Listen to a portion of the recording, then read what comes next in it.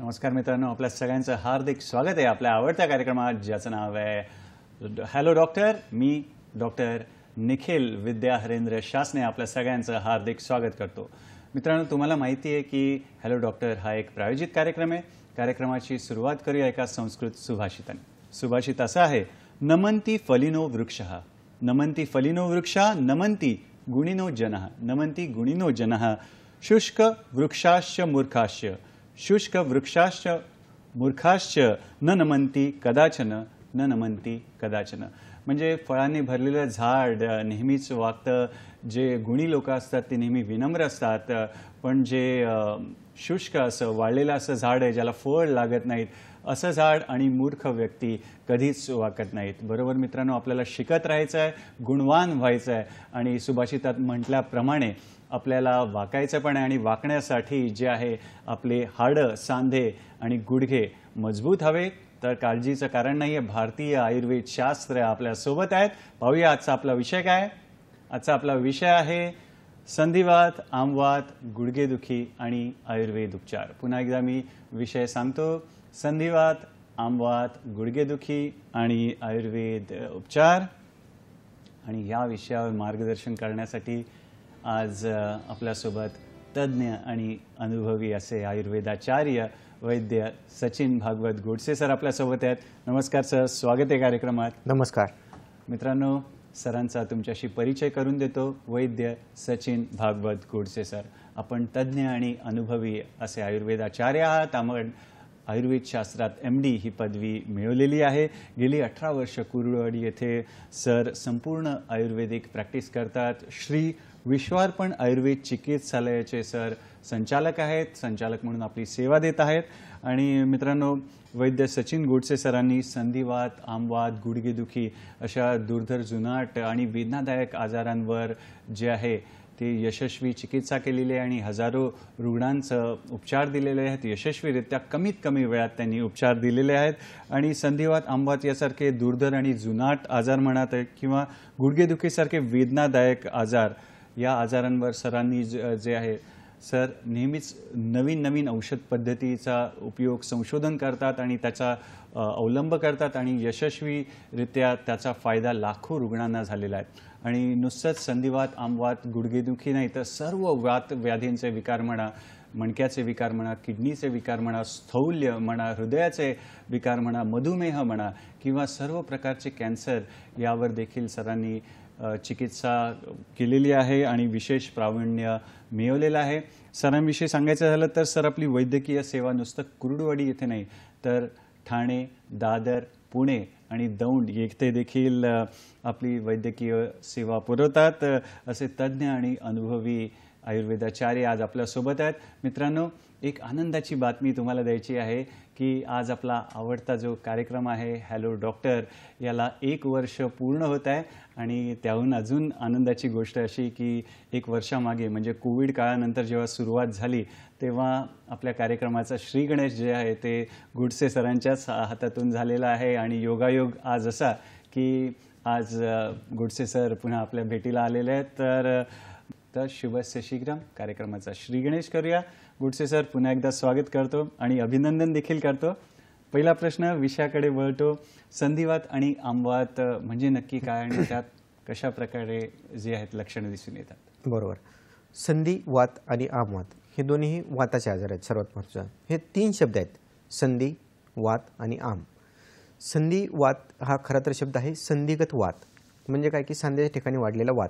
आणि दुसरं आम वात म्हणजे त्या ठिकाणी सांध्याच्या ठिकाणी कोणते छोटे छोटे सांधे असतील किंवा मोठे सांधे असतील त्या ठिकाणी साठलेला आम. आता संधी म्हणजे काय, आयुर्वेदानुसार कोणतेही 2 असे ज्यावेळी एकत्र येतात, 2 शिरा, 2 स्नायू किंवा 2 हाडं किंवा अस्थी ज्याला म्हणतो आपण, ते जर एकत्र येत असतील तर त्याला सांधा असं म्हटलं जातं.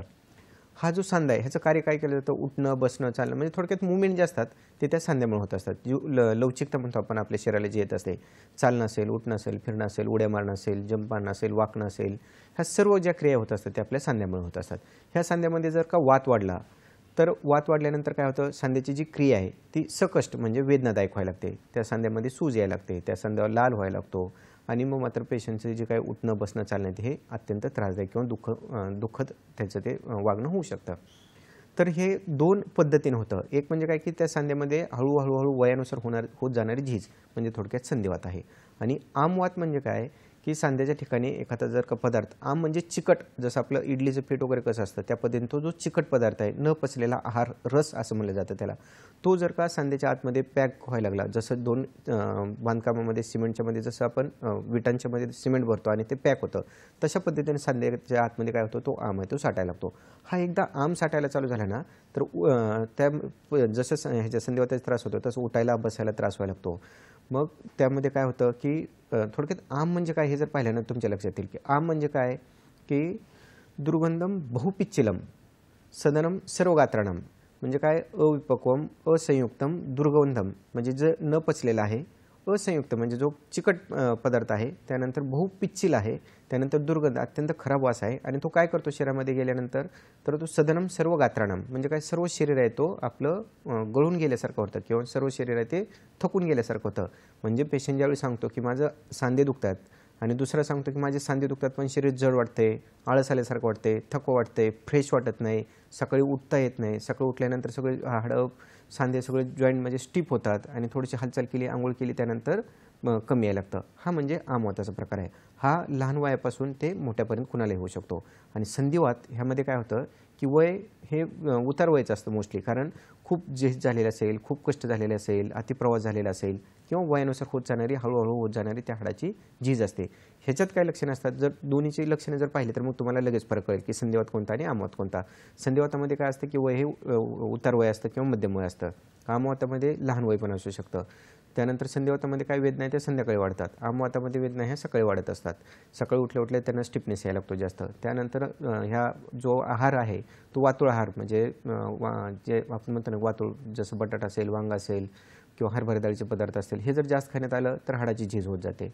आणि इकडं काय असतं, स्निग्ध पदार्थ किंवा जड पदार्थ जे पचायला जड आहेत असे पदार्थ किंवा ज्याला विरुद्ध अन्न म्हणलं जातं, थोडक्यात बाहेरचे जे फास्ट फूड, जंक फूड हे जर जेवढं जास्त पोटामध्ये जाईल तेवढं शरीरामध्ये आम वाढतो आणि आमवातासारखा त्रास व्हायला लागतो. त्याचबरोबर अजून काय, अंगाला जर तेल लावलं तर संधिवातामध्ये कमी वाटतो त्रास, वेदना त्या कमी होत असतात. आणि जर इकडं आमवातामध्ये तेल लावलं तर काय होतं की त्या सांध्याचा आहे तो वेदना त्या वाढायला सुरुवात होते. अशा पद्धतीनं छोटे छोटे ह्यामध्ये आपल्याला फरक कळत असतात. फक्त जर वय कमी असेल आणि आमवाताचा जर त्रास चालू झाला तर तो पेशंटला लवकर बरा करता येतो, आणि संधिवाताचा पेशंट असेल तर त्याच्या झीज जास्त होत गेलेली असते आणि बरा करायला वेळ लागू शकतो. हा दोन्हीमध्ये महत्त्वाचा फरक आहे. फारच छान सरांनी सुंदर आणि सोप्या शब्दात आपल्याला सांगितलं संधिवात आणि आमवात याच्यामध्ये फरक काय, आणि सर मग याच्यामागे कुठली कारणं असू शकतात त्याविषयी देखील कृपया आम्हाला सांगा. बरोबर आहे. आता कोणत्याही सांध्याची जर झीज होत असेल आणि त्या ठिकाणी जर का वेदना होत असतील किंवा त्या ठिकाणी आम साठत असेल तर ह्याच्या पाठीमागं आहाराची, विहाराची, त्यानंतर त्याच्या व्यवसायाची, वयाची, अशा पद्धतीने कारण आहेत. वात वाढतो हा दोनच कारणांनी वाढतो, एक असतो स्रोतरोधजन्य आणि दुसरा असतो धातुक्षयजन्य. स्रोतरोधजन्य म्हणजे आमवात आणि धातुक्षयजन्य म्हणजे त्या ठिकाणी एक धातू कमी होत जातात, त्या ठिकाणी होतो संधिवात. अशा पद्धतीने दोन पद्धतीनं. तिसरं कारण काय असू शकतं, ह्यामध्ये व्यवसाय किंवा अतिप्रवास होत असेल, अति चालणं असेल, अति कष्ट असेल, अति व्यवहार असेल, अति मैथून असेल, तर हे अति प्रमाणात जर शरीरावरती होत असेल तर मग मात्र त्या ठिकाणी वात वाढायला लागतो आणि सांध्यामध्ये झीज व्हायला लागते आणि सांधेदुखीचा त्रास व्हायला लागतो. त्याच्या पुढचे काय कारण आहेत की जसं आहार झालं, विहार झालं, आगंतुक काय कारण असतात. समजा आता रोड आपण ट्रॅफिकचा ॲक्सिडेंट बघतो, ॲक्सिडेंट झाला, त्यानंतर पडलं, मार लागला, त्यानंतर सांध्यामध्ये समजा आता गुडघा आहे, गुडघ्याचं फ्रॅक्चर झालं किंवा गुडघ्यामध्ये जी नस आहे ती फाटली किंवा खुर्च्या फाटली, अशा पद्धतीचे त्रास होत असतात. त्याच्या पुढे जाऊन काय होतं की काही अनुवंशिक आजार आहेत. समजा आता गुडघ्याचा आजार असेल तर ह्या गुडघ्यामध्ये काय होतं की जेनुव्हारस असेल, जेनुव्होल्गस असेल, म्हणजे डिफॉर्मिटी, जसं गुडघ्यात आपण म्हणतो ना की पायामध्ये बाग पडत चालला, वय झाल्यानंतर जसं जसं आतली गादी ती झिजते आणि पायात बाग पडायला लागतो, तशा ह्या डिफॉर्मिटीज असतात. अशा पद्धतीने काही अनुवंशिक आजार आहेत. आणि इतर काही ह्याच्यामध्ये जसं संधिवात आमवातामध्ये गुडघे दुखी असू शकते, तसे इतर काही आजार आहेत, जसं चिकनगुन्यासारखा आजार असेल त्यानंतर वात रक्तासारखा आजार आहे त्याच्यामध्ये सांधेदुखी असते, गुडघेदुखी असते. त्याच्यानंतर समजा आता स्थौल्य आहे म्हणजे जाडी वाढलेली आहे आणि त्याचा लोड जर गुडघ्यावर येत असेल तर तरीसुद्धा त्या ठिकाणी गुडघेदुखीसारखा त्रास होत असतो. त्याच्यानंतर समजा एखाद्याला आरशाचा त्रास आहे, एखाद्याला ज्वराचा त्रास आहे, त्यानंतर एखाद्याला समजा थायरॉइडचा त्रास आहे. तर हे असे असंख्य कारणं आहेत की ज्याच्यामध्ये सांधेदुखी आणि विशेषतः गुडघेदुखी असते. गुडघेदुखी का आपण ह्यामध्ये आज घेतला विषय, कारण काय होतं की बऱ्याचदा छोटे छोटे सांधे ते सहन होतात, पण आपला जो वेट बेरिंग सांधा आहे की गुडघा आहे त्याचा जर त्रास चालू झाला तर मग मात्र पेशंटचं उठणं बसणं इव्हन टॉयलेटला बसायला सुद्धा त्रास व्हायला लागतो आणि मग मात्र पेशंटला एकतर वेदनाशामक औषध घ्यावं लागतात, त्याच्यापुढे एखादं इंजेक्शन घ्यावं लागतं आणि ह्यानं जर नाही झालं, झीज जर वाढतच गेली, संधिवात असू दे किंवा आम होत असेल, जर झीज वाढत गेली तर मग मात्र त्यांना सल्ला दिला जातो ऑपरेशनचा. मग काय होतं इकडे एकतर वेदना सहन करत बसायचं किंवा ऑपरेशन करायचं. ऑपरेशन केलं तर त्यांचं अनुभव आहे ते बरेचदा त्यांना वाईट अनुभव येतात आणि मग मात्र पेशंट आयुर्वेदाकडे वळतो. पण ह्याच्यामध्ये जो जाणारा कालावधी आहे ना, कोणाचा 2 वर्ष जातो, 4 वर्ष जातो, 5 वर्ष जातो, त्यामध्ये झीज आहे ती इकडे वाढतच जाते, कारण फक्त वेदनाशामक औषध खाल्लेले असतात. झीज मात्र इकडे वाढतच गेलेली असते. त्यामुळे जर जेवढा जास्त वेळ जाईल तेवढी झीज वाढत जाते. त्यामुळं अशा कंडिशनमध्ये आला तरी सुद्धा आपण पेशंट बरा करत असतो, त्याचं ऑपरेशन हे टाळत असतो, त्याची वेदना आहे ते पूर्णपणे कमी करत असतो आणि त्याला फक्त वेदनामुक्त नाही तर त्या आजारातून आपण मुक्त करू शकतो. पण जर लवकर आला तर मग मात्र अजून खूप चांगल्या पद्धतीने त्या पेशंटची ट्रीटमेंट आपल्याकडे होऊ शकते. हे सांगण्यासाठी आपला हा आजचा विषय घेतलेला आहे आपण. फारच छान, सहज सोप्या भाषेत सर तुम्ही आम्हाला सांगताय. मगाशी तुम्ही ॲक्सिडेंट आणि गुडघ्याविषयी सांगितलं किंवा खेळताना पण गुडघ्याला मार लागतो, तर आजच्या विषयात जर आपण म्हणतोय गुडघेदुखी आणि मग आमवात आणि संधिवात यांचा कसा एकमेकांशी संबंध आहे, कृपया त्याविषयी आम्हाला सांगा. बरोबर. आता मी बोलताना सांगितलं की सर्वात जास्त झीज कुठल्या वेट बेरिंग सांध्यामध्ये होत असते, म्हणजे खुबा असेल, गुडघा असेल आणि खाली गोठा असेल, ह्याच्यामध्ये झीज जास्त होताना दिसत असते. आमवात हे असतं, आमवातामध्ये काय होतं सिमेट्रिकल वेदना असतात, म्हणजे दोन्ही गुडघे ॲट अ टाईम दुखायला लागतात.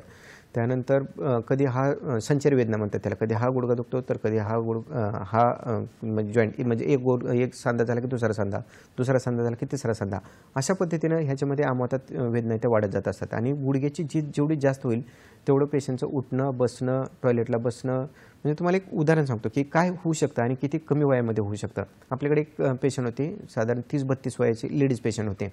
तर ह्या पेशंटला काय झालं होतं की वजन आहे ते वाढत गेलं होतं, जवळजवळ 94 किलो वजन झालं होतं त्या पेशंटचं. आणि हात दुखत होते, पायाची बोटं दुखत होती, त्यानंतर सगळ्या शरीरामध्ये त्यांचा त्रास वाढत गेला होता. गुडघ्याची झीज आहे ती वाढत गेलेली होती, उठता बसता त्यांना त्रास येत होता. तर जोपर्यंत त्यांनी इतर सांधेच होतं तोपर्यंत त्यांनी औषध घेतली, गोळ्या घेतल्या, पण ते काय वजन वाढतच गेलं. त्यांना डॉक्टर सांगत होते वजन कमी करा, वजन कमी करा. वजन तर काय कमी होत नव्हतं, जसं वात वाढत गेला तसं वजन वाढतच गेलं, जसं वजन वाढत गेलं तसं गुडघ्यावरचा भार वाढत गेला आणि शेवटी गुडघ्याचा MRI केला आणि त्यानंतर त्यांना सांगितलं की आता तुम्हाला ऑपरेशनशिवाय पर्याय नाही. अशा कंडिशनमध्ये ते आपल्याकडे पेशंट आले. मग ह्यांना फक्त काय पाहिजे होतं की ऑपरेशन, आता मला गुडघ्याचं ऑपरेशन करायचं नाही, ह्यासाठी पेशंट आले होते. पण ज्यावेळी आपण पाहिलं की त्या पेशंटमध्ये आमवाताचा त्रास होता, मग आमवाताची ट्रीटमेंट केली, म्हणजे दीपन केलं, पाचन केलं, त्यानंतर शोधन आणि तिक्तक्षीराच्या बस्ती करून त्यांचं हे केलं, म्हणजे आम आहे तो पूर्णपणे शरीरातून बाहेर काढला. ज्यावेळी आम पूर्ण बाहेर काढला त्यानंतर त्यांना रसायन चिकित्सा दिली. ही रसायन चिकित्सा देत असताना आणि ह्या पथ्य पाळून त्यांना ज्यावेळी आपण औषध दिली, साधारण 3.5 ते 4 महिन्यामध्ये त्यांचं वजन जवळजवळ 94 वरून 80 किलोवरती आलं होतं. शरीरातला आम आहे तो पूर्ण कमी झाला होता. सर्व सांध्यातला जो त्रास होता त्यांना सकाळी उठल्यानंतर जो स्टिफनेस येत होता तो पूर्ण त्यांचा कमी झाला. त्यानंतर त्यांचं पोट व्यवस्थित सापायला लागलं, लघवी व्यवस्थित सापायला लागली, पिरियड व्यवस्थित यायला लागला आणि सगळ्यात महत्त्वाचं ज्या गोष्टीसाठी ते आले होते की ऑपरेशन गुडघ्याचं टळेल का, तर ते त्यांचं ऑपरेशन पूर्णपणे टळलं होतं. पोटातले औषधं, पथ्ये आणि पंचकर्माच्या सहाय्यानं पेशंट आपण बाहेर काढू शकतो. म्हणजे संधिवात आमवातापासून पेशंट कुठपर्यंत जाऊ शकतो आणि कोणत्या वयात जाऊ शकतो हे या उदाहरण आपल्याला स्पष्ट होत आहे. अरे छान मित्रांनो, मगाशी सांगितल्याप्रमाणे आज आपण 1 वर्ष कार्यक्रमाला कोरोनानंतर पूर्ण केलेलं आहे. तर तुमचं देखील अभिनंदन आणि असंच आमच्यावर प्रेम करत राहा आणि तुमचा सहभाग असाच ठेवत राहा. तुमच्या फोनची आम्ही वाट पाहतोय. तुर्तास वेळ झाली आहे एका छोट्याशा विश्रांतीची. पाहत राहा आपला आवडता कार्यक्रम हॅलो डॉक्टर. विविध आजारांवर यशस्वी आयुर्वेदिक उपचारांसाठी प्रसिद्ध श्री विश्वार्पण आयुर्वेद चिकित्सालय, पंचकर्म, योग व संशोधन केंद्र. पत्ता कुर्डुवाडी, राऊत कॉम्प्लेक्स, ग्रामीण रुग्णालयाजवळ, माढा रोड, कुर्डुवाडी 08. शाखा कुर्डुवाडी, दादर, ठाणे, पुणे, दौंड. दूरध्वनी क्रमांक 9689 786 948 किंवा 97666 92 विविध आजारांवर यशस्वी आयुर्वेदिक उपचारांसाठी प्रसिद्ध श्री विश्वार्पण आयुर्वेद चिकित्सालय, पंचकर्म, योग व संशोधन केंद्र. पत्ता कुर्डुवाडी, राऊत कॉम्प्लेक्स, ग्रामीण रुग्णालयाजवळ, माढा रोड, कुर्डुवाडी 08. शाखा कुर्डुवाडी, दादर, ठाणे, पुणे, दौंड. दूरध्वनी क्रमांक 9689786948 किंवा 9766692055. विविध आजारांवर यशस्वी आयुर्वेदिक उपचारांसाठी प्रसिद्ध श्री विश्वार्पण आयुर्वेद चिकित्सालय, पंचकर्म, योग व संशोधन केंद्र. पत्ता कुर्डुवाडी, राऊत कॉम्प्लेक्स, ग्रामीण रुग्णालयाजवळ, माढा रोड, कुर्डुवाडी 08. शाखा कुर्डुवाडी, दादर, ठाणे, पुणे, दौंड. दूरध्वनी क्रमांक 9689786948 किंवा 9766692055. विश्रांतीनंतर पुन्हा एकदा आपलं स्वागत आहे आपल्या आवडत्या कार्यक्रमात, ज्याचं नाव आहे हॅलो डॉक्टर. आणि आज आपली चर्चा सुरू आहे संधिवात, आमवात आणि गुडघेदुखी आणि आयुर्वेद उपचार. आणि या विषयावर आपल्याला मार्गदर्शन करतायत तज्ज्ञ आणि अनुभवी असे वैद्य सचिन भागवत गोडसे सर. सर, तुम्ही आमवाताविषयी, वाताविषयी सांगत होतात, तर आणि गुडघेदुखीविषयी पण आपण चर्चा केली. तर कृपया आम्हाला गुडघ्याच्या रचनेविषयी सांगा, त्याच्या कार्याविषयी सांगा, आणि खास करून आम्हाला आयुर्वेदशास्त्राच्या दृष्टिकोनातून त्याच्याकडे कसं बघतात त्याविषयी देखील कृपया सांगा. ठीक आहे, छान प्रश्न विचारला तुम्ही. म्हणजे गुडघ्याची रचना कशी असते, आधुनिक मत आणि आयुर्वेदिक मत. म्हणजे ज्यावेळी पेशंट आमच्याकडे येतो त्यावेळी तो डायरेक्ट MRI घेऊन येतो की असं असं झालेलं आहे, खुर्च्या फाटलेले, नस दबलेले. पण त्यावेळी आम्ही काय विचार करतो तेही मी तुम्हाला सांगून टाकतो आता, की आयुर्वेदानुसार, ह्या आधुनिक मतानुसार काय होतं की गुडघ्याच्या रचनेमध्ये जे बोन्स आहेत ते म्हणजे वरती फिमर, त्यानंतर खाली टिबिया आणि फिब्युला असे 3 हाडं, आणि छोटेसं हाड म्हणजे पटेला, ज्याला आपण गुडघ्याची वाटी असं म्हणतो. त्यानंतर ह्यामध्ये स्नायू कुठले असतात की वरून जर पाहिलं तर फिमोरिस, रेक्टस फिमोरिस असेल, व्हस्टस लॅटरलिस, मिडेलिस. त्यानंतर पाठीमागचे पाहिलं तर हॅमस्ट्रिंग्स मसल म्हणले जातात त्याला. खाली गॅस्ट्रोक्नेमियस मसल असतात. अशा पद्धतीने त्यामध्ये स्नायू असतात. त्यानंतर त्यामध्ये ज्याला आपण शिरा म्हणतो किंवा ज्याला खुर्च्या म्हणलं जातं, तर ते म्हणजे मेनिस्कस असतात किंवा त्याला थोडक्यात गादी म्हणलं जातं. ह्या गादीचं काम काय असतं, वरून जो शॉक आहे तो ॲब्सॉर्ब करण्याचं काम असतं. जर समजा आपण उड्या मारतो, हे करतो, तर दोन्ही हाडं एकमेकाला टेकून येत किंवा त्याच्यावरती हे होणे, म्हणून त्याला गादी किंवा कुशनसारखं काम करतात. ते एक आतल्या बाजूने असते त्याला मिडिल मेनिस्कस म्हणतात, बाहेरच्या बाजूला असते त्याला लॅटरल मेनिस्कस म्हणतात. आता हे व्यवस्थित सांधा आपला हे व्हावं, पुढं मागं व्हावं किंवा साईडला होऊ नये, अशा पद्धतीचे मुवमेंट होण्यासाठी किंवा व्यवस्थित चालण्यासाठी, उठण्यासाठी, बसण्यासाठी लिगामेंट असतात की ज्याला नसा फाटल्या असं म्हणतात बोलीभाषेमध्ये. तर हे लिगामेंट कोणते असतात, एक अँटेरियर क्रुसेट आणि एक पोस्टेरियर क्रुसेट, जे टिबिया आणि फिमर ह्या दोन्हीला फिक्स करून ठेवतं. आणि 2 साईडला असतात, एक लॅटरल म्हणजे लॅटरल कोलॅटरल असतं एक, आणि मिडिलचं कोलॅटरल, असे 2 पद्धतीचे कोलॅटरल लिगामेंट असतात. आणि एक आणखी एक लिगामेंट असतात ते म्हणजे पटेरल लिगामेंट. अशा पद्धतीचे ह्या नसा असतात. त्याच्यानंतर त्या ठिकाणी बर्सा असतात. त्या बर्साचं काय काम असतं की त्या ठिकाणी आतमध्ये ह्या जे वंगण आपण म्हणतो किंवा जे सायन्युअल फ्लुइड आहे ते त्या बर्सामधून येत असतं. जे दोन्हीच्या हाडाच्या मध्ये जे फ्रिक्शन होणार आहे ते फ्रिक्शन होणार नाही, अशा पद्धतीची त्याच्यामध्ये रचना असते. आता हे झालं आधुनिक मतानुसार. आयुर्वेद ह्याच्याकडे कसं पाहत असतं, हाडाकडे असतेच म्हणून पाहणार आहे. त्यानंतर त्यामध्ये शिरा, कंडरा, त्यानंतर त्या ठिकाणी जो दोष आहे तो व्यानवायू असतो. त्याच्यानंतर त्या ठिकाणी जो कप असतो तो श्लेष्म कप, ज्याला सायन्युअल फ्लुइड असं म्हणलं जातं. आणि त्याच्यानंतर त्या ठिकाणी जे पित्त असतं ते भ्राजक पित्त. जर समजा आपण एखादं तेल लावलं किंवा त्याच्यावरती जानूबस्ती आपण म्हणतो, तेल जर ठेवलं त्या ठिकाणी, तर मग मात्र ते आतमध्ये शोषण्याचं कार्य करतं, ते भ्राजक पित्त करत असतं. अशा पद्धतीने त्या ठिकाणी शिरा, स्नायू, कंडरा, आस्थी आणि त्याच्यानंतर त्या ठिकाणी असलेले जे दोष आहेत वाताचा, पित्ताचा आणि कफाचा, अशा 3 पद्धतीनं ज्यावेळी सांधेचे पेशंट सांगतो की दुखतं आहे. आता पेशंट बऱ्याचदा काय सांगतो, आखडताना आणि लांबवताना दुखतं, त्यावेळी मग शिरागत वात किंवा कंठागत वात आहे. पेशंट बऱ्याचदा सांगतो गुडघा सतत ठणकतो, असं बसला तर ठणकतो, उठता बसला तर चालताच येत नाही. तर त्या ठिकाणी काय झालेलं आहे की त्या ठिकाणी अस्थिगत वात झालेला आहे. पेशंट बऱ्याचदा काय सांगतो की असं बसलं तर काय होत नाही, चालायला लागल्यानंतर काय होत नाही, पण सुरुवातीला काय होतं, उठून चालायचं म्हणजे चमकीनं चमकतं आणि त्यानंतर 2-4 पावलं चालल्यानंतर कमी येतं. हा आहे तो मज्जगत वात आहे. म्हणजे त्या ठिकाणी चमक येते किंवा चमकी वात म्हणलं जातं. पेशंट बऱ्याचदा काय सांगतो पुढच्या बाजूला दुखतं आहे, तर त्या ठिकाणी काय असू शकतं, त्या हाडाचं दुखणं असू शकतं. पेशंट बऱ्याचदा सांगतो पाठीमागच्या बाजूला दुखतं आहे, तर त्या त्रिकास्तीचं म्हणजे जो आपलं बोन आहे त्रिकास्तीचं, पेलिक बोन, त्याची काही विकृती असू शकते. पेशंट बऱ्याचदा सांगतो की बाहेरच्या बाजूने त्रास होतो, मणक्याचा त्रास होऊ शकतो. पेशंट बऱ्याचदा सांगतो की आतल्या बाजूने पण त्रास होतोय, की आतल्या बाजूने पण दुखतंय. बऱ्याचदा पेशंटला थायरॉइडचं असतं, लघवीचा त्रास होऊ शकतो. अशा पद्धतीनं आयुर्वेदिक हे निदान केलं जातं. ज्यावेळी MRIच्या ही पण नव्हती, सोय नव्हती, त्याच्या अगोदरपासून अशा पद्धतीनं आयुर्वेदिक पद्धतीने हे निदान केलं जातं. आणि ज्यावेळी निदान आयुर्वेदिक पद्धतीने होतं त्यावेळी ट्रीटमेंट ही पूर्णपणे आयुर्वेदिक होते. आणि मग मात्र पेशंट किती जुना जरी असेल, म्हणजे जो संधिवाताचा असू द्या, आमवाताचा असू द्या, गुडघेदुखीचा असू द्या, तर तो पूर्णपणे बरा करू शकतो. पण तुम्हाला एक उदाहरण देईल की आपल्याकडे जे एक पेशंट होता, ह्याचा ठाण्याचं UPDतला एक पेशंट सांगतो तुम्हाला. जवळजवळ वय 72 वर्षाच्या त्या हे होत्या, आजी होत्या. तर ते ज्यावेळी आले त्यावेळी त्यांना मानेचा त्रास, गुडघ्याचा त्रास, कमरेचा त्रास, म्हणजे मानेच्या मणक्यामध्ये गॅप आहे, कमरेच्या मणक्यामध्ये गॅप आहे, झीज आहे म्हणून सांगितलेलं होतं. दोन्ही गुडघ्यामधल्या आतल्या ज्या गादी आहेत त्या झिजलेल्या होत्या असं सांगितलं होतं. आणि ऑपरेशन कशाच करायचं, मानेचं करायचं, कमरेचं करायचं, गुडघ्याचं करायचं, आणि त्रास तर खूपच होत होता त्यांना.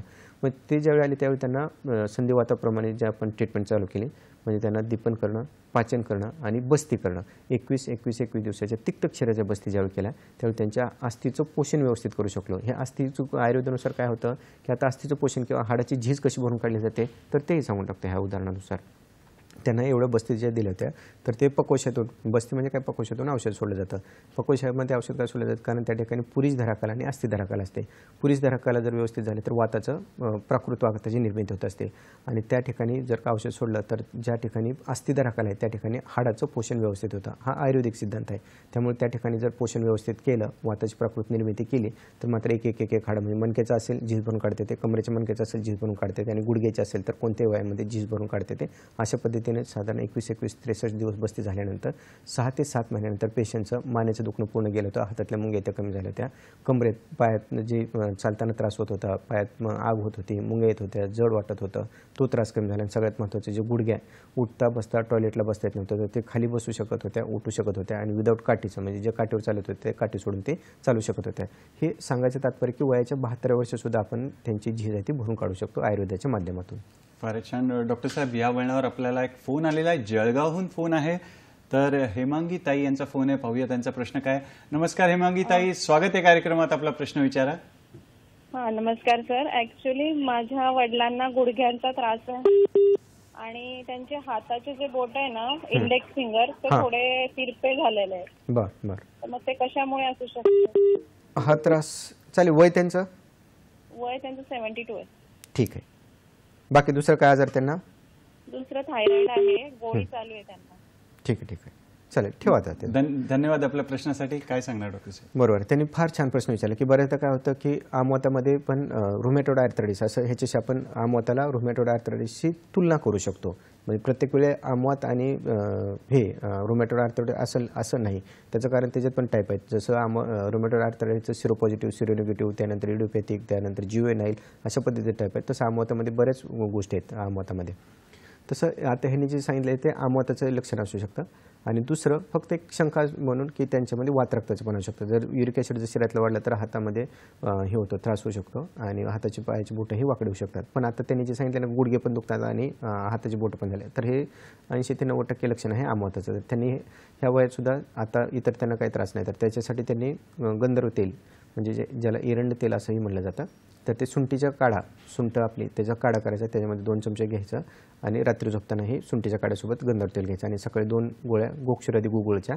आणि बाहेर मार्केटमध्ये तुम्हाला रासनादी सप्तक नावाचा काढा मिळतो, तो काढा 3-3 चमचे. अशा पद्धतीने जर का औषध घेतली तर त्यांच्या हाताची जी वाकडी होत चाललेली बोट आहेत, होत चाललेली जी असतील पुढं, तर ते इथले इथे थांबतं. आणि जी झालेली वाकडी तिकडे बोटं झालेली असतात आमवातामध्ये, तर ते त्या ठिकाणी कमी यायला लागतं आणि त्या हळूहळू ती जी वाकडी झाली आहे ती सरळ पण होऊ शकतात. हे ह्यांच्या वयामध्ये सुद्धा हे होऊ शकतं. सगळ्यात महत्त्वाचं, हे 3 औषधं जे आता मी सांगितली हे सर्वांसाठी उपयोगी पडतात. आमवातात ज्यांची बोटं वाकडे झालेले आहेत, पाय वाकडे झालेले आहेत किंवा होत चाललेले आहेत, तर ते ह्या ठिकाणी जागच्या जागेवर ते थांबवता येतं. ह्याच्या पुढं जर काही करून जर होत नसेल तर मग मात्र त्यांनी जवळच्या वैद्याकडे जाऊन जबबस्ती हा जो उपक्रम आहे तो जर केला तर ह्यातून कायमस्वरूपी ते बाहेर पडू शकतात. धन्यवाद सर, एकदम सरांनी छान मार्गदर्शन केलेलं आहे. मित्रांनो, असंच तुम्ही फोन करून सरांचं मार्गदर्शन मिळू शकता आणि आपल्याला जास्तीत जास्त ज्ञान सरांकडून घेता येईल. सर, तुम्ही मगाशी बोलताना गुडघ्याची झीज होण्याविषयी आणि वंगण कमी होण्याविषयी पण म्हटलं, तर त्याच्यामागे कुठली कारणं असू शकतात, कृपया त्याविषयी आम्हाला सांगा. बरोबर आहे. सर्वात महत्त्वाचं गुडघ्याचं जे कारण आहे ते म्हणजे झीज होणं. झीज 2 कारणांनी होते की स्रोतरुजेने जे आपण मगाशी पाहिलं ते म्हणजे ह्याच्यामुळं आमवातामुळं गुडघ्याची झीज होत जाते. दुसरं आहे ते धातुक्षयजन्य, वय जसं जसं वाढत जाईल त्यामुळे गुडघ्याची झीज होत जाते. तिसरं कारण जर पाहायला गेलं तर आहार, म्हणजे फास्ट फूड असेल, जंक फूड असेल किंवा बाहेरचं वातुळ खाणं असेल, त्याच्यामुळे होऊ शकते. चौथं त्याच्या खालोखाल जर कारण पाहायला गेलं तर व्यवसायानुसार, की ज्याचा उभा राहूनचा व्यवसाय आहे किंवा ज्याचा शिफ्टच्या ड्युटी आहेत किंवा कंपनीमध्ये कामाला येतो, स्टँडिंगचा व्यवसाय असतो, उभा राहून काम करावं लागतं, जसे पोलीसची ड्युटी असेल, ट्रॅफिक पोलीससारखे असतील किंवा जे कंडक्टरसारखे असतील, त्यांना सतत प्रवास करावा लागतो किंवा ड्रायव्हिंगसारखा व्यवसाय ज्याचा गुडघ्यावरती सतत ताण पडतो, तर ह्याच्यामध्ये पण गुडघ्याची झीज आहे ती वाढत जाते. त्याच्या पुढं काय होऊ शकतं की आहारामध्ये म्हणजे जसं आपण म्हणलं की खूप तसं खूप कमी खाणं म्हणजे कुपोषण झालं तरी सुद्धा त्या ठिकाणी हाडाची किंवा गुडघ्याची झीज आहे ती वाढत जाते. त्याच्यानंतर बऱ्याच जणांना काय असतं की थायरॉइड वाढते, थायरॉइडमुळे वजन वाढत जातं, स्थौल्य येतं आणि स्थौल्यामुळे परत ह्याचा त्रास होऊ शकतो म्हणजे गुडघेदुखीचा त्रास होऊ शकतं. इतर आजार जे आहेत जसं संधिवात आमत आहे त्यासोबत चिकनगुनिया आहे, त्यासोबत सोराटिक आर्थ्रोपॅथी असं म्हणलं जातं, त्यानंतर अँक्लोजिंग स्पॉन्डिलोसिस आहे, वाताच्या आरशासारखा त्रास आहे, त्याच्यानंतर मधुमेहासारखा त्रास आहे की ज्याच्यामध्ये परत गुडघेदुखीचा त्रास वाढत जातो. त्या असे कित्येक उदाहरणं सांगता येतील की किंवा स्पोर्ट्स इंजुरीसारखे असेल त्रास त्यांना किंवा आपण जे म्हणतो की खेळताना पडला आणि गुडघ्याला मार लागला आणि त्यानंतर इंजुरी झाली आणि त्यानंतर गुडघेदुखीचा त्रास होतो. हे कमी वयातून ते मोठ्या वयापर्यंत सुद्धा होत जातं. म्हणजे एक छोटं उदाहरण सांगतो की गुडघेदुखी कुठं असू शकते आणि कशी असू शकते. आपल्याकडे एक पेशंट आले होते, साधारण त्यांचं वय जे आहे ते मला वाटतं 35-36च्या आसपासचे पुण्यामधले पेशंट होते. ते 35-36 वय होता आणि त्यांना गुडघेदुखीचा सिव्हिअर त्रास म्हणजे एवढा त्रास की गुडघे असं एवढे गरम जाणवत होते की त्या आपण हात ठेवल्यानंतर असं अंगात पूर्ण ताप आल्यावर कसं येतो तसं त्यांचे गुडघे ते गरम लागत होते. म्हणजे सिव्हिअर इन्फ्लेमेशन जे म्हणतो ना त्या ठिकाणी सूज होती, त्यानंतर ते गुडघे गरम लागत होते आणि वेदना कंटिन्यू म्हणजे बसलं तरी ठणका, उठलं तरी ठणका, झोपलं तरी ठणका, वेदनाशामक गोळ्या खाऊन पुढे ते स्टिरॉइड डिपेंडंट पेशंट झाले होते आणि तरीसुद्धा गुडघेदुखी कमी येत नव्हती. गोळ्या बंद झाल्या की परत वेदना वाढायच्या. मग हे ज्यावेळी आपण हे करत गेलो आयुर्वेदिक पद्धतीने त्यांचं निदान करत गेलो तर त्या ठिकाणी गारवा हा बांधलेला होता. आता गारवा बांधणे म्हणजे काय की त्या स्त्रीचं काम होतं की सकाळी उठल्यापासून म्हणजे पहाटेपासून ते पाण्यात काम म्हणजे सकाळी पाणी भरणं असेल, धुणं असेल किंवा भांडे असेल, कपडे असेल 10-11 वाजेपर्यंत हे काम असं जवळजवळ 6-7 वर्षापासून चालू होतं आणि घरातली फरशी पण थंड. हे ज्यावेळी आपल्या लक्षात आलं की खालून गारवा बांधते, वरती तर काय त्रास नाही, इतर कुठल्या सांध्यामध्ये त्रास नाही, तर साधी आपले पोटातनं औषधं त्यांना दीपनपाचन करून त्यानंतर जे इन्फ्लेमेशन कमी करणार म्हणजे वातशामक जे औषधं आहेत ते पोटात दिली, त्यानंतर बस्ती केल्या आणि खालून जे वातशामक औषध आहेत ते त्यांचं लेप त्यांना लावायला चालू केला. त्यानंतर पेशंटची साधारण 1.5 ते 2 महिन्यामध्ये पूर्ण म्हणजे वेदना तर कमी आल्याच आल्या, ठणका तर कमी आलाच आला, जो पूर्ण ताप त्या गुडघ्यामध्ये होता तो पूर्णपणे त्यातून गेला. म्हणजे कारणं कुठं असतात आणि त्रास काय होतो. बऱ्याचदा पेशंट सांगतात की आता एक परवा ह्याचं पण सांगेल मी तुम्हाला, दादरचं उदाहरण सांगेल की म्हणजे कुठं येऊ शकतात पेशंट. एक मुलगी साधारण मला वाटतं 22-23 वर्षाची मुलगी होती ती आणि वजन खूप वाढलेलं होतं आणि त्या पेशंटला त्रास काय होतं की पिरियड रेग्युलर येत नाही. मग ज्यावेळी चेक केलं त्यावेळी ती सगळी लक्षणं ती PCOD सारखी दिसली म्हणजे पाळी नियमित नाही आहे, त्यानंतर वजन वाढत चाललेलं आहे, केस गळत चाललेले आहे, अनवॉन्टेड ज्याला म्हणजे लो चेहऱ्यावरती त्या अप्पर लिप्सला जे केस येतात तशी यायला लागलेले आहेत. त्यानंतर पेशंटचं म्हणजे जो शेप असतो तो त्यांचा तो बिघडत चाललेला होता. ह्याच्यासाठी ते पेशंट आले होते आणि ज्यावेळी आपण हे केलं चेक केलं तर त्या पेशंटला त्या ही करत असताना म्हणजे PCODचा त्रास कमी करत असताना ज्यावेळी लक्षणं पाहिली तर ही सगळे आमाचे.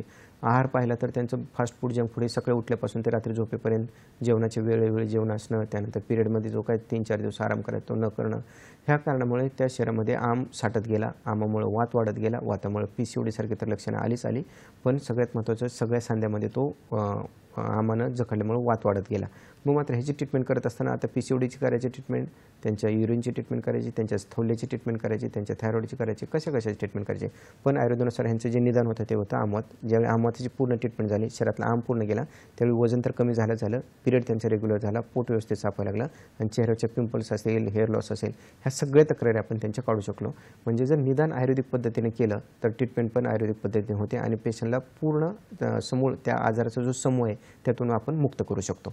फारच छान सर. कारणाविषयी आणि समाधानाविषयी देखील आपल्याला मार्गदर्शन करतात. डॉक्टर साहेब या वळणावर आपल्याला फोन आहे, अहिल्यानगरहून फोन आहे, नरेंद्र दादांचा फोन आहे, पाहूया त्यांचा प्रश्न काय. नमस्कार नरेंद्र दादा, आपलं स्वागत आहे कार्यक्रमात. आपला प्रश्न विचारा. डॉक्टर नमस्कार. नमस्कार. माझ्या उजव्या पायाला पूर्ण कमरेपासून तर तळपायापर्यंत बदिरत आहे. हा पुढे बोला, पुढे बोला तुम्ही. आणि परत उजवा हात आणि डावा हात तर करंगळीपासून सॉरी सर नरेंद्र पेठे नाही, नरेंद्र शेटे. बरं नरेंद्र शेटे असं नाव आहे, तिथे पेठे आलेलं आहे. बरं सलग प्रश्न विचारा, मार्गदर्शन करूया आपण.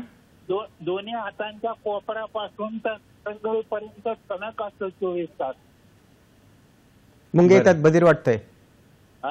मुंगे येतात आणि बधीर पण वाटतोय हातामध्ये. मुंग तर आहे ते, परंतु कसे अगदी वय आपलं वय दोन्ही हातांना वय 80 वय. आणि बाकी दुसरं काय शुगर बीपी असं काही त्रास नाही? बाकीचं काय? ऑपरेशन कोणतं झालंय? ऑपरेशन कोणतं झालंय अगोदर कोणतं ऑपरेशन? ऑपरेशन मूळव्याधीचं वगैरे झालेलं आहे, बाकीचं काय नाही. ठीक आहे प्रश्न समजला. मूळव्याधीचं. ठीक धन्यवाद आपल्या प्रश्नासाठी. काय सांगणार डॉक्टर साहेब? छान प्रश्न विचारला त्यांनी. आता हे जे लक्षणे सांगितले, आता आपण एक जे उदाहरण सांगितलं होतं की आता त्यांचे वय 72 वयाचं आपण उदाहरण सांगितलं होतं. आता हे जे आहे ते पेशंट 80 वयाचं आहे.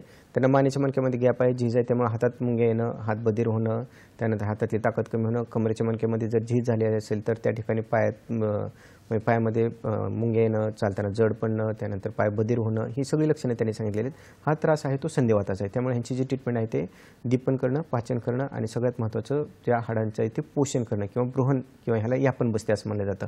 ह्या बस्ती जर त्यांनी घेतल्या तर ह्या वयात सुद्धा त्यांचा त्रास आहे तो कमी होऊ शकतो. आता हे काय करू शकतात तर महायोगराज गुगुळ ह्या 2 एक गोळी रोज संध्याकाळी 1 चमचा तुपासोबत जर त्यांनी घ्यायला चालू केली तर हा त्रास बऱ्यापैकी कमी होऊ शकतो. हे एक.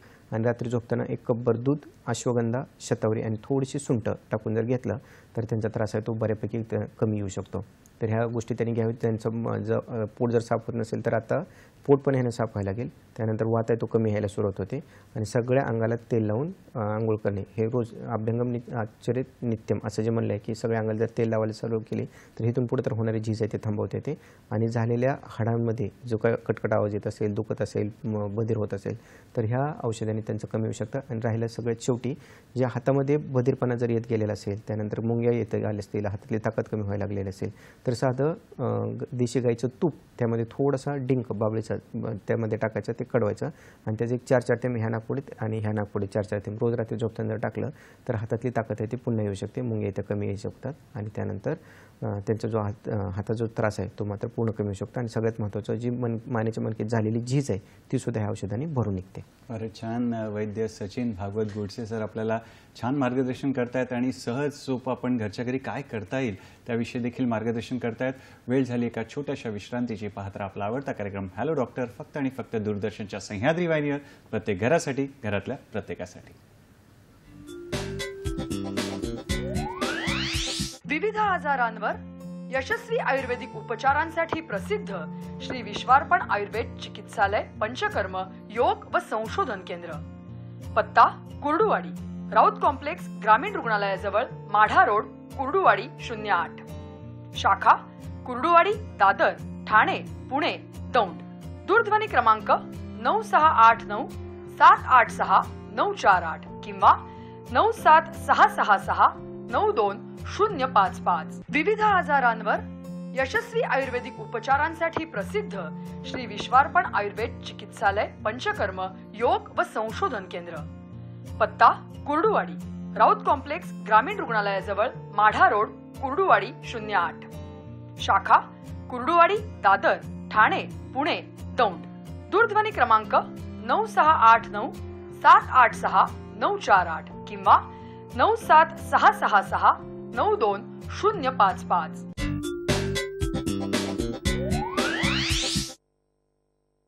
नंतर पुन्हा एकदा आपलं स्वागत आहे आपल्या आवडत्या कार्यक्रमात ज्याचं नाव आहे हॅलो डॉक्टर. आणि आज चर्चा सुरू आहे आमवात, संधिवात आणि गुडघेदुखी याच्यावर आयुर्वेद उपचार.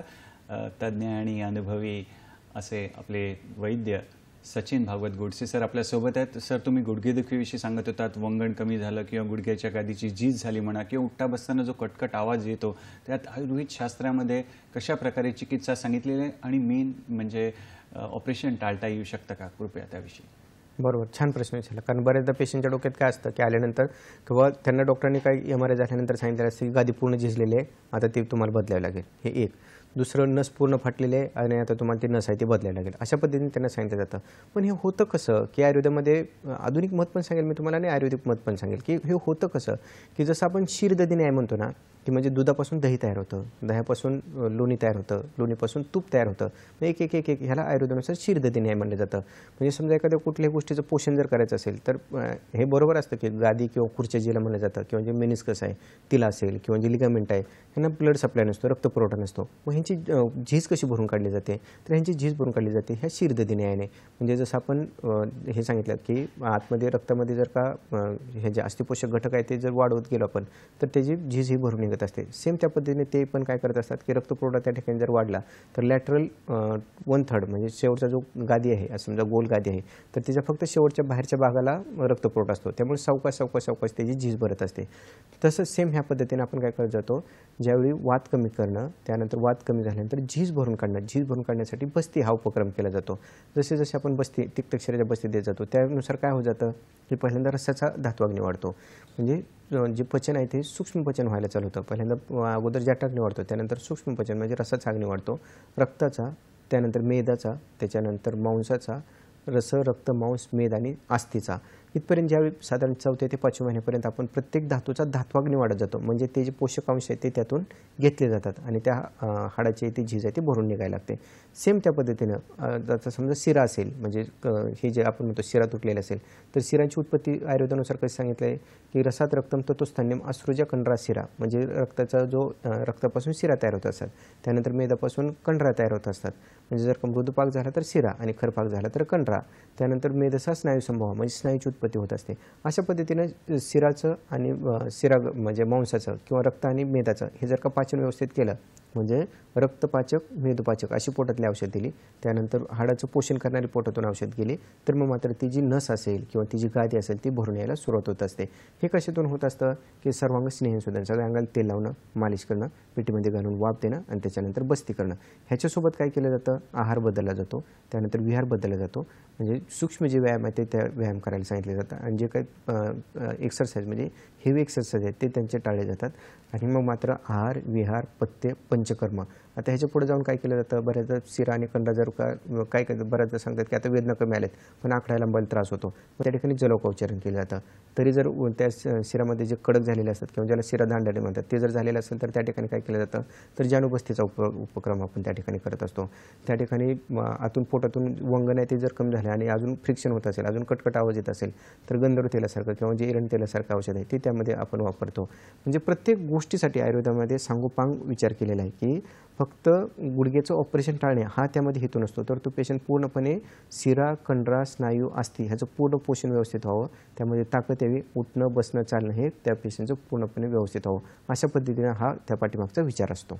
आणि विना ऑपरेशन हे करता येतं का किंवा उपचार, एखादा अनुभव? बरोबर. किंवा एक फोन आलाय आपला, फोनचा प्रश्न बघूया मग आपण याच्याकडे बोलूया. ठीक. तर नमस्कार, आपलं स्वागत आहे कार्यक्रमामध्ये. आपला प्रश्न विचारा. नमस्कार संदीप दादा, आवाज येतोय, सलग प्रश्न विचारा आपला. हा सर, मी संभाजीनगरहून, औरंगाबाद संभाजीनगरहून. हा सर. हा, सलग बोलत राहा, सलग बोला. हा सर, मला 4 महिन्यापूर्वी मी बोलत राहा, टीव्हीचा आवाज बंद करा. 2 व्हीलरहून पडलो होतो. बरोबर, बोला. थांबू नका. जसं गाडीहून पडलो होतो 4 महिन्यापूर्वी. त्रास काय? चालताना सर फक्त पाय लचकतो. गुडघा, पायमध्ये गुडघा, हा गुडघ्यामध्ये लचक येते, लपक येतोय गुडघ्यामध्ये. हॅलो. हा, टीव्हीचा आवाज बंद करा आणि सलग प्रश्न विचारा. हॅलो. तुमचा आवाज येतोय. हा. ठीक आहे, असू दे. पायात लचक भरते ते असं समजून ठीक आपण ठीक ठीक ठीक मार्गदर्शन करूया. ठीक आहे. ह्या पेशंटला आता त्रास काय झालेला आहे सांगतो की आता पडलं आणि त्यानंतर काय होतं, बऱ्याचदा मोस्टली त्या आपल्या शरीराचा किंवा त्या 2 व्हीलरचा भार त्या गुडघ्यावरती पडतो आणि गुडघ्याचे जे हे आहेत लिगामेंट म्हणतात त्याला, ACL असेल किंवा PCL असेल, हे टियर जातात, म्हणजे लिगामेंटचा टियर गेलेला असणार. त्यामुळे त्यांना काय होतं की आता त्याच्यावरती पाय दिला की चमक येणं आणि लपक मारणं, किंवा बऱ्याचदा पायऱ्या उतरताना काय होतं इकडं किंवा इकडं पडतं का काय असं वाटतं, ह्याला लपक नाही म्हणतात किंवा लचक नाही म्हणतात गुडघा. तर ह्यांची ट्रीटमेंट काय केली जाते, पोटातून औषधं दिली जातात, त्यानंतर त्या ठिकाणी जानुबस्ती केली जाते, बस्ती केली जाते संडासवाटे, आणि त्याच्यानंतर मग रसायन औषध म्हणजे पहिल्यांदा वात कमी करून घेणं, त्यानंतर झीज भरून काढणं, जसे आपली एखादी जखम भरून काढतो त्या पद्धतीने ती नस आहे ती हळूहळू जुळवली जाते. ह्याला बोलायला खूप कमी वेळ लागतो, पण ती झीज आहे ती भरून निघण्यासाठी साधारण 8-9 महिन्यापासून ते 1 वर्षापर्यंत लागू शकतं. त्यामुळे ह्यांची ट्रीटमेंट ती कमीत कमी 5 ते 6 महिन्यापर्यंत चालते आणि जी नस आहे ती जुळून यायला साधारण 8 ते 9 महिने लागत असतात. पण ह्यांचं वय तर कमीच आहे आणि ही नस जुळून येऊ शकते. त्यानंतर ही परत उद्भव नाही, कारण काय असतं बऱ्याचदा औषध जोपर्यंत गोळ्या खाते तोपर्यंत बरं वाटतं आणि परत उद्भवतो किंवा त्रास परत होऊ शकतो किंवा परत लपकणं लचकणं चालू होऊ शकतं. तरी होऊ नये म्हणून पुढचं अपुनर्भव चिकित्सा, रसायन चिकित्सा आयुर्वेदामध्ये करून ठेवलेली आहे. म्हणजे कुठल्याही हाडाचे असेल किंवा कुठल्याही गुडघ्याचे नाही, कुठल्याही सांध्याचे असेल तर पहिल्यांदा वात कमी करून घेणं, त्यानंतर झीज भरून काढणं आणि त्याच्यानंतर अपुनर्भव म्हणजे रसायन चिकित्सा. अशा पद्धतीनं कायमस्वरूपी त्या पेशंटला संधिवातातून किंवा आमावातातून पूर्णपणे बाहेर काढता येतं, किंवा हे जर ऑपरेशन आपण जर टाळले असेल तर ते कायमस्वरूपी टाळता येतं. एक छोटंसं उदाहरण देतो म्हणजे तुम्हाला कळेल की हे काय होऊ शकतं. हे जे आहे ना, आता त्यांनी सांगितलं तसं ह्या पेशंटवरून त्या 2 व्हीलरवरून पडले म्हणून मला लक्षात आलं. की ह्याचं आपल्या पुण्याच्या OPDतलं हे उदाहरण आहे की साधारण ते पेशंट आले नवरा बायको आणि त्यांच्यासोबत एक 12-13 वर्षाचं मूल होतं आणि त्यांनी विचारलं की ह्या पेशंटने तर सगळं सांगितलं की पायाचा असा त्रास होतोय, गुडघा लचकतोय, त्यानंतर आता 1-1.5 महिन्यापासूनच चालू झालेला आहे वगैरे वगैरे सगळं त्यांनी सांगितलं, हिस्ट्री घेतली आणि त्यांनी सांगितलं ते MRI करून घेऊन आले होते. त्यामध्ये ACL टिअर होता, PCL टिअर होता आणि मिडियल मेनिस्कसला पण कॉम्प्लेक्स टिअर गेलेला होता आणि त्यांना सांगितलं होतं की ऑपरेशनशिवाय पर्याय नाही. मग त्यांनी 2-3 डॉक्टरांकडे गेलं, कन्सल्ट केलं तर त्यांनाही सांगितलं होतं की कुठे जाऊ तुम्ही, जगाच्या पाठीवरती ऑपरेशनशिवाय पर्याय नाही. आणि हा जो मुलगा आहे ना त्याचं काय म्हणजे असेल तर तो विचारत होता की डॉक्टर मग आमच्या मम्मीचं ऑपरेशन हे ऑपरेशन हे टळू शकतं का. मग मी सहज बोलून की हो आपण नक्की टाळूया आणि काय काळजी करू नको. मग त्यानंतर त्या पेशंटची ट्रीटमेंट चालू केली. त्यानंतर ट्रीटमेंट झाल्यानंतर बस्ती झाल्या, त्याच्यानंतर त्यांची जानू बस्ती झाल्या, त्यानंतर लीच थेरपी झाली आणि त्याच्यानंतर पेशंट हळूहळू साधारण 2-2.5 महिन्यानंतर व्यवस्थित चालता यावं लागलं. चालता यायला लागल्यानंतर त्यांना परत विना आधार चालता यायला लागलं, कारण पेशंट त्रास तर खूपच होता, म्हणजे उठता बसता पण त्रास होता आणि चालताना पायऱ्यात पण उतरतात, कारण ते दुसऱ्या मजल्यावरती राहत होते, त्यामुळे खाली उतरायचं नाही, चढायचं नाही आणि वरतीच होतं. त्यामुळे एक एक एक गोष्टी त्यांच्या क्लिअर होत गेल्या. त्यानंतर खाली बसता येऊ लागलं, टॉयलेटला बसता येऊ लागलं आणि एक एक एक एक करत जवळजवळ 6 ते 7 महिन्यानंतर पेशंट व्यवस्थित पहिल्यासारखं पूर्वत त्यांच्या त्या गुडघ्यावरती भार आहे तो सहन व्हायला लागतो. कारण काय असतं, आपण ज्यावेळी बसतो आणि उठतो त्यावेळी आपल्या वजनाच्या 5 पट भार त्या गुडघ्यावरती होत असतो, त्यामुळे हा भार त्यांना सहन होत नाही. पण मोस्टली ऑपरेशन झालं तरी डॉक्टर लोक त्यांना सांगतात की खाली बसायचं नाही, वरतीच बसायचं, इंडियन टॉयलेट वापरायचं नाही, त्यांना सांगितलं जातं. पण त्यावेळी 6 ते 7 महिन्यानंतर आपण त्यांचा जो भार आहे तो त्या गुडघ्याला सहन करू शकेल इतपत त्या गुडघ्यामध्ये ताकद आणून दिली होती. आणि ज्यावेळी पेशंट परत शेवटी आले आणि त्या मुलगा आला तर तो परत विचारत होता की डॉक्टर आता आमच्या मम्मीचं कायमस्वरूपी ऑपरेशन टळलं ना. म्हणजे त्याच्या मनात अजून दुखतो होते. मी सहज विचारलं की असं काय बाबा, हे आई वडील हे एवढं असताना पण तो मुलगा काय विचारतोय. तर त्यानं जे सांगितलं ना ते खरं हादरवून टाकणार होतं. म्हणजे आम्हाला तो धक्का होता, पेशंटला तर असतोच असतो, कारण ह्या ज्यावेळी ऑपरेशन सांगितलं जातं त्यावेळी त्यांना आर्थिक, मानसिक, शारीरिक सगळ्या पद्धतीचे धक्के असतात. पण डॉक्टरांसुद्धा धक्का कसा बसू शकतो, तर त्यांच्या घरामध्ये त्याचे जे आजोबा आहेत ते म्हणजे त्यांना सगळं हे होते, डिपेंडंट झाले होते ते, कारण त्यांचं गुडघ्याचं ऑपरेशन झालं आणि त्याच्यानंतर त्या पेशंटला 1 महिना 1.5 महिना व्यवस्थित चालता आलं. त्याच्यानंतर पेशंटला उठता येत नव्हतं, चालता येत नव्हतं, टॉयलेटला बसता येत नव्हतं, त्यांना काही करायचं म्हणलं तर प्रत्येक मदत घ्यावी लागायची. म्हणजे ते थोडक्यात डिपेंडंट झाले होते. त्यांच्यासोबत थोडंसं तापट असल्यामुळे ते प्रत्येक गोष्टीत चिडचिड व्हायची आणि ते परत काही थोडं बोलले की म्हणायचे मला जीवच देऊ वाटतो. म्हणजे इथपर्यंत त्यांची मानसिकता ही बिघडलेली होती. मग त्याच्या वडिलांना असं वाटत होतं की हे ठीक आहे, त्यांचं वय झालेलं आहे, हे आता घरात राहिले तरी चालतील, पण ही जी माझी मिसेस आहे हिचं आता जर समजा ऑपरेशन करायचं आणि ही जर डिपेंडंट झाली तर काय. हा विषय ज्यावेळी त्यांच्या घरात चर्चेला गेला त्यावेळी त्या मुलाच्या पण डोक्यावर तो विषय पडला आणि तो त्या मुलाच्या पण डोक्यात येत होतं की आता आपल्या आईचं जर असं झालं तर आपली आई पण अशीच बसणार आजोबासारखी. आणि ज्यावेळी त्याला कळलं की आपल्या आईचं ऑपरेशन आयुर्वेदातून टळलंय त्यावेळी त्याच्या चेहऱ्यावर जो आनंद होता ना तो म्हणजे माझ्यापेक्षा त्या पेशंटपेक्षा त्या मुलाच्या चेहऱ्यावरती आनंद जास्त होता. म्हणजे काय होऊ शकतं आयुर्वेदाच्या माध्यमातून हे तुम्हाला ह्या उदाहरणातून समजतं. फारच छान मित्रांनो, वैद्य सचिन गोडसे सर आपल्याला उदाहरणं देऊन आयुर्वेद शास्त्रात कशी उपचार पद्धती केली जाते त्याविषयी देखील मार्गदर्शन करत आहेत. वेळ झाली आहे एका छोट्याशा विश्रांतीची. पाहत राहा आपला आवडता कार्यक्रम हॅलो डॉक्टर. विविध आजारांवर यशस्वी आयुर्वेदिक उपचारांसाठी प्रसिद्ध श्री विश्वार्पण आयुर्वेद चिकित्सालय पंचकर्म योग व संशोधन केंद्र. पत्ता कुर्डुवाडी, राऊत कॉम्प्लेक्स, ग्रामीण रुग्णालयाजवळ, माढा रोड, कुर्डुवाडी 08. शाखा कुर्डुवाडी, दादर, ठाणे, पुणे, दौंड. दूरध्वनी क्रमांक 9689 786 948 किंवा 97666 92055. विविध आजारांवर यशस्वी आयुर्वेदिक उपचारांसाठी प्रसिद्ध श्री विश्वार्पण आयुर्वेद चिकित्सालय पंचकर्म योग व संशोधन केंद्र. पत्ता कुर्डुवाडी, राऊत कॉम्प्लेक्स, ग्रामीण रुग्णालयाजवळ, माढा रोड, कुर्डुवाडी 08. शाखा कुर्डुवाडी, दादर, ठाणे, पुणे, दौंड. दूरध्वनी क्रमांक 9689 786 948 किंवा 97666 92055. विश्रांतीनंतर पुन्हा एकदा स्वागत. आज आपली चर्चा सुरू आहे संधिवात, आमवात आणि गुडघेदुखी या विषयावर. आयुर्वेद उपचार आणि तज्ज्ञ आणि अनुभवी जे आपले आयुर्वेदाचार्य आहेत वैद्य सचिन भागवत गोडसे सर आपल्याला मार्गदर्शन करतात.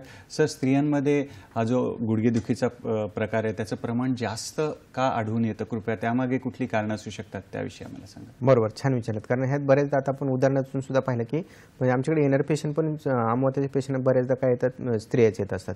त्याच्यात सर्वात महत्त्वाचं कारण आहे की त्यांनी त्यांच्या शरीराकडे केलेलं दुर्लक्ष हे सर्वात महत्त्वाचं कारण असतं. त्याचं कारण असं की थोडं दुखतंय, थोडं हे होतंय, तोपर्यंत त्याच्याकडे लक्ष न देणं हे पहिलं. दुसरं, रजस्वला परिचर्या ज्याला म्हणलं जातं की पिरियडमध्ये 4 दिवसात जे आराम व्हायला पाहिजे त्याकडे जर होत नसेल तर मात्र हा त्रास होतो. त्यानंतर बऱ्याचदा वेग धारण हे कारण त्यामध्ये असतं की बऱ्याचदा लज्जा असेल किंवा नाईलाज असतो असेल की मलाचा मूत्राचा वेग आहे तो धारण केला जातो. त्याच्यानंतर बऱ्याचदा काय होतं की प्रेग्नन्सी, ह्या ज्या प्रेग्नन्सी आहेत त्यामुळे 2-3 जर प्रेग्नन्सी झाल्या तर त्या गुडघ्यावरती कमरेवरती ताण येतो आणि हाडाची झीज होत असते. कारण ज्यावेळी एकाच शरीरातून दुसरं जिवंत शरीर तयार होत असतं त्यावेळी त्या सगळ्या शरीराची जे काही पोषक तत्व आहे ते त्या शरीरामध्ये जात असतात. त्यामुळे त्या हाडाची झालेली झीज असते ती जर भरून नाही आली तर मात्र वातासारखा त्रास व्हायला लागतो. त्याच्यानंतर समजा डिलिव्हरी झाली, 1-2 शिजर जर झालेलं असेल तर ते त्रास वाढतो. दुसरं, शिजर झालेलं आहे आणि शेकशेगडी जर केलेली नसेल किंवा बाळांकडे जर घेतलेलं नसेल तर त्या शरीराचे जे वेअर टेअर झालेलं आहे ते भरून येत नाही. त्याच्यामुळे काय होतं, मग मात्र हे वातासारखे आजार तयार होतात किंवा आमवातासारखे आजार हे व्हायला लागतात. त्याच्या पुढं जे उशिरा जेवण असेल, त्यानंतर धावपळ असेल, त्याच्यानंतर काय म्हणू आपण त्याला रजस्वला परिचर्या असेल, त्यानंतर सुतिका परिचर्या असेल, त्याच्यानंतर इतर कुठलेही म्हणजे त्यांच्या शरीराचे जे दैनंदिन जे दिनक्रम म्हणतो ना ते सकाळी उठल्यापासून ते रात्री झोपेपर्यंत काम कष्ट आणि जरी एखादा आजार झाला तर त्याच्याकडे दुर्लक्ष करणं, ह्या कारणामुळे काय होत जातं की शरीरामध्ये जे वेअर अँड टेअर झालेले ते भरून येत नाही. वय जसं वाढत जाईल तसं झीज वाढत जाते आणि मग मात्र जोपर्यंत सहन होते तोपर्यंत ठीक. एकदा शरीराची ताकद कमी झाली आणि त्या वाताचं जर प्रमाण वाढायला लागलं मग मात्र पेशंटला पाय दुखायला लागतात, अंग दुखायला लागतं, कंबर दुखायला लागते, पोट दुखायला लागतं, एक त्रास हे वाढत जात असतात. आणि हे कुठपर्यंत होतं, वयाच्या 35-36 वर्षे स्त्रियांमध्ये होत असतात. मी तुम्हाला एक हे सांगेल, उदाहरण सांगेल. मग असे एक तर सांगितलं तुम्हाला 30-32 वयाचे होते की 94 किलोपर्यंत वजन वाढलेलं होतं. तसं एक ह्याचं मुंबईमधलं दादरचं हे ओपीडीमधले पेशंट सांगेल तुम्हाला की त्यांचंही असंच लोकलचा प्रवास होता त्यांचा दिवसभर. त्यानंतर जॉब होता, त्या AC मध्ये त्यांचं काम असायचं. जाताना AC, येताना AC, घरामध्ये AC, त्यानंतर ऑफिसमध्ये AC, त्यानंतर वेग धारण करणं. हळूहळू फक्त एकच डिलिव्हरी झाली होती, ती सिजर झाली होती, त्याच्यानंतर शेकशेगडी घेतलेली होती. त्यामुळे शरीरामध्ये जो काय तयार झालेला असतो आम किंवा जो ओलसरपणा आहे त्या बाळासाठी तयार झालेला असतो तो त्या शेकशेगडीतून निघत असतो. तो जर नाही निघाला तर तो ओलसरपणा काय करतो, पहिल्यांदा वजन वाढावं लागतो, पोट पुढे यायला लागतं, छाती दुखायला लागते, पिरियड व्यवस्थित येत नाही, पोट व्यवस्थित साफ होत नाही, छातीत धडधड व्हायला लागते, त्यानंतर आळस यायला लागतो, पाय दुखायला लागतात, सर्दीसारखा त्रास होतो. असे बरेच त्रास त्या रुग्णामध्ये होते. ज्यावेळी आपण पेशंटचं निदान केलं की हा आमवाताप्रमाणेच पक्वशगत वाताचा प्रकार आहे. पक्वशगत वाताची ज्यावेळी ट्रीटमेंट चालू केली त्यावेळीमध्ये परत पक्वशगत वाताची ट्रीटमेंट झाली. त्यानंतर लंघन पहिल्यांदा दिलं, म्हणजे आहारामध्ये त्यांचा पूर्ण बदल केला. त्यानंतर विहार म्हणजे सकाळचा व्यायाम असेल, संध्याकाळचा व्यायाम असेल, चालणं असेल, फिरणं असेल ते केलं. आणि त्याच्यानंतर बस्ती चालू केल्या, म्हणजे दशमूळ तेल किंवा दशमूळ काळात दहानंतर तेलाच्या अशा बस्ती त्यांना केल्या. आणि ह्या बस्तीनंतर वात पूर्ण त्यांचा कमी करता आला, आम त्यांच्या शरीरातला कमी करता आला आपल्याला. आणि त्याच्यानंतर जी झालेली जी झीज होती ती पूर्ण भरून झाली. हे झाल्यानंतर 6व्या-7व्या महिन्यामध्ये पेशंटला पोट व्यवस्थित सापायला लागले, युरिन व्यवस्थित सापायला लागले. त्यानंतर पिरियड रेग्युलर यायला लागला आणि त्यांचं वजन आहे ते आटोक्यात आलं. ज्यावेळी वजन त्यांचं कमी होत गेलं त्यावेळी इकडे रक्त वाढत गेलं. त्यामुळे परत त्यांना वात वाढला नाही आणि परत त्यांचं वजन वाढलं नाही. कारण त्यांनी खूप औषधं करून बसले होते वजन फक्त कमी करण्यासाठी. पण जोपर्यंत शरीरामध्ये वात वाढलेला असतो तोपर्यंत त्यांचं वजन कमी होत नाही. जरी झालं समजा कोणत्या गोष्टीने केलं तर ते परत वाढत असतं. ह्यांच्यामध्ये वात पूर्ण कमी करून घेतला, चरबी पूर्ण कमी करून घेतली आणि मग रक्त वाढवलं. आणि त्याच्यानंतर पेशंट उठणं, बसणं, चालणं हे त्या स्त्रीला होते ते 35-36 वयाची. पण असं वाटत होतं की आपण 60 वर्षाचे म्हातार व्यक्ती झाले. आणि हे पूर्ण त्यांचं परत वय त्या ज्यावेळी ट्रीटमेंट झाली त्यावेळी मला 16 वर्षाचं झाल्यासारखं वाटतंय.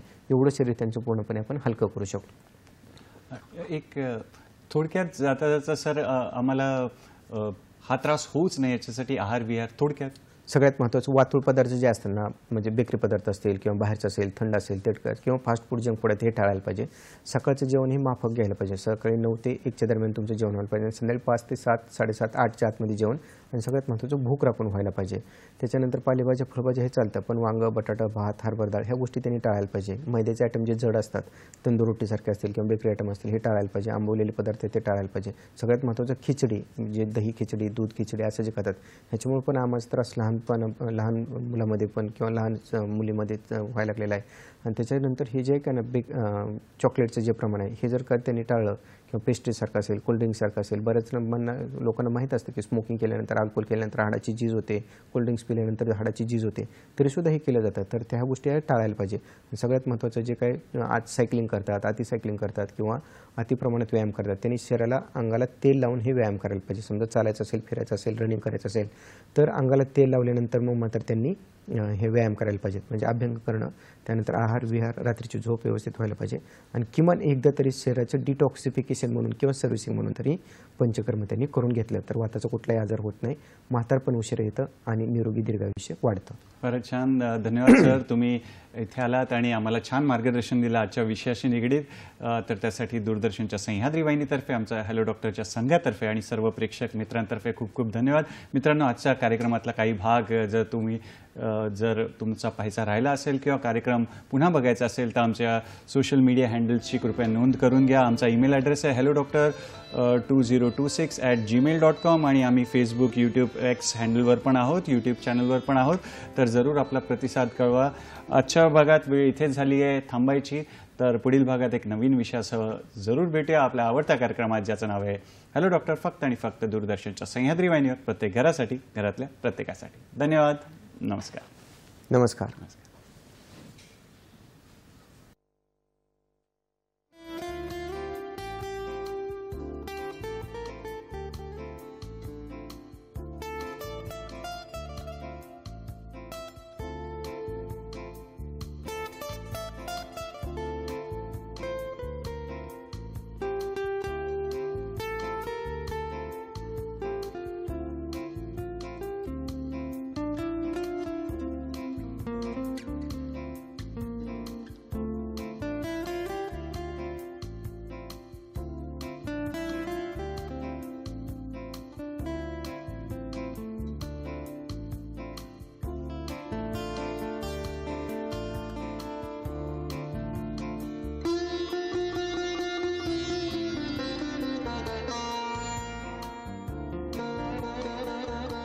विविध आजारांवर यशस्वी आयुर्वेदिक उपचारांसाठी प्रसिद्ध श्री विश्वार्पण आयुर्वेद चिकित्सालय, पंचकर्म, योग व संशोधन केंद्र.